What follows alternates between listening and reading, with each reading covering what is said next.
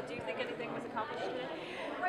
What I was troubled about is what the perspective seemed to be from some of the speakers is that it required a bureaucratic solution, that their solution was to enact a lot of bureaucracy on the county level, a lot of involvement from county inspectors.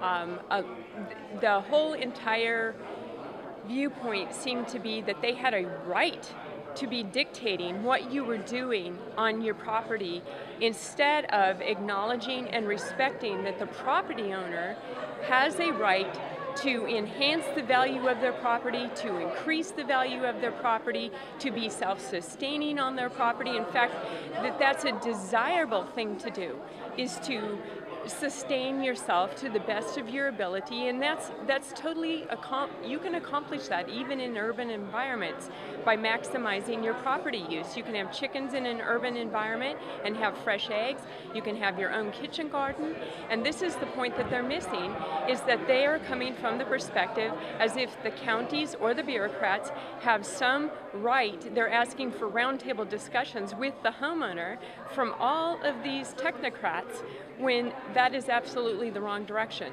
I felt that there was a lack of consensus by most everyone at the table about whether we're going to go locally or go statewide. My personal opinion is that we need to have a statewide rule that basically has to be mom and dad setting down the rules of the house. And it's the same thing, the rules of the state of Virginia, just like they did the winery laws, where it's encouraging and promoting an atmosphere that increases production of viticulture. And that's the same thing that we need to do with small farming, is we need to set the environment. You do that by getting out of the way, decreasing regulation. You need to trust the consumer. Consumers are very capable of communicating and say, hey, this person has great produce, this person has great chickens, they do great farming practices. And just like you'll find in other states or other regions, people start to compete and it gets to be fun, in a fun competition way, where they share ideas of how do we do organic farming better? How do we do our production better, or how do we reach our consumers in innovative ways? Entrepreneurs have every capability of doing that if they're left alone. But if they're constantly dealing with the bureaucrats and the county saying, you've got to be 60 feet back, oh my goodness, don't let a turkey feather fly onto your neighbor's yard. That is debilitating, and that does not promote local production. As you heard me say, I have an interest in veterans agrotherapy and therapy for people with mental health issues. Doing horticulture rehabilitation is incredibly productive for these people. It gives them activities that are satisfying. It actually gives them food that they can eat. It gives them extra money.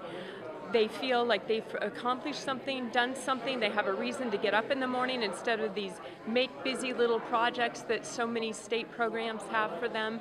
And people need to realize that in all the forms, whether it's an individual just growing food for his family or an individual that wants to produce a little extra food for the community, that this makes your community more resilient.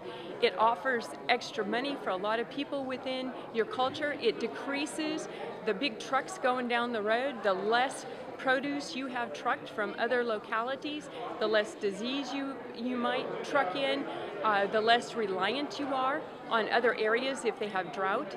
And so, as far as summing up what happened today, I was very concerned about some of the direction towards regulation, and I was concerned that we won't get to a point where there is a state structure built that protects and nurtures and fosters small farming.